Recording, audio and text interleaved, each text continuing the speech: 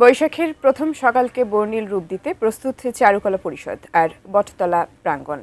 তুলি আর রঙের মেলবন্ধনে তৈরি নানা মোটিফ, যেখানে ফুটিয়ে তোলা দেশীয় সংস্কৃতিকে। চলছে একদম শেষ সময় প্রস্তুতি, নেওয়া হয়েছে বাড়তি নিরাপত্তা ব্যবস্থা। আরও জানাচ্ছেন সাদিয়া ন্যান্সি।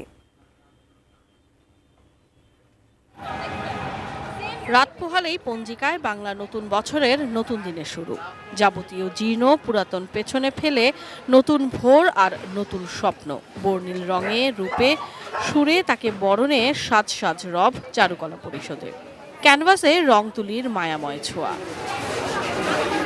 নতুনের আগমনে পুরনোকে বিদায়। চৈত্র সংক্রান্তির আমেজের সাথে নববর্ষকে স্বাগত জানানোর প্রস্তুতি কতটা? যে অন্যান্য বার দেখা যায় যে বৈশাখের দিন ভোর পর্যন্ত কাজ করা লাগে, তারপর এখান থেকে আমরা শোভাযাত্রায় যাই, কিন্তু এবার তেমন কিছু হচ্ছে না। আমরা আশা করছি যে আজকে হচ্ছে বিকালের ভিতরে আমাদের সবগুলো মোটিভ রেডি হয়ে থাকবে কালকে শোভাযাত্রার জন্য।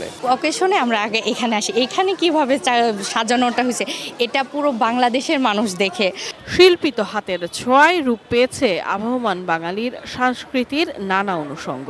লাল ছুটির মোড়ক, কাঠের হাতি, শান্তির প্রতীক পায়রা, লোকজ বাদ্যযন্ত্র এবং কিশোরগঞ্জের ঐতিহ্যবাহী টেপা ঘোড়ার মোটিভ। যে চারুকলায় আসলে ভালোই লাগে যে এরকম ভাস্কর্য বা সুন্দর ছবি আমরা তো সচরাচর দেখি না।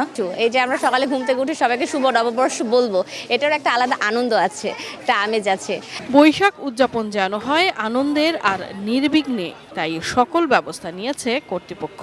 বিশ্ববিদ্যালয় থেকে আমাদের প্রায় 400 রোভার স্কাউট, বিএনসিসির আমাদের সদস্য থাকছে, প্রক্টোরিয়াল টিম থাকছে, আমাদের চারুকলা থেকে আমাদের স্পেশাল ভলেন্টিয়ার থাকছে, অ্যালামনাইরা থাকছে, তারপর আইন শৃঙ্খলা রক্ষাকারী বাহিনীর সকলেই আমাদের সহযোগিতা করছে। এবারের শোভাযাত্রা নববর্ষের সকাল 9টায় চারুকলার গেট থেকে শুরু হয়ে রাজু ভাস্কর্য এবং দোয়েল চত্বর ঘুরে ফিরবে চারুকলায়। Sadia Nancy, ATN news, Dhaka.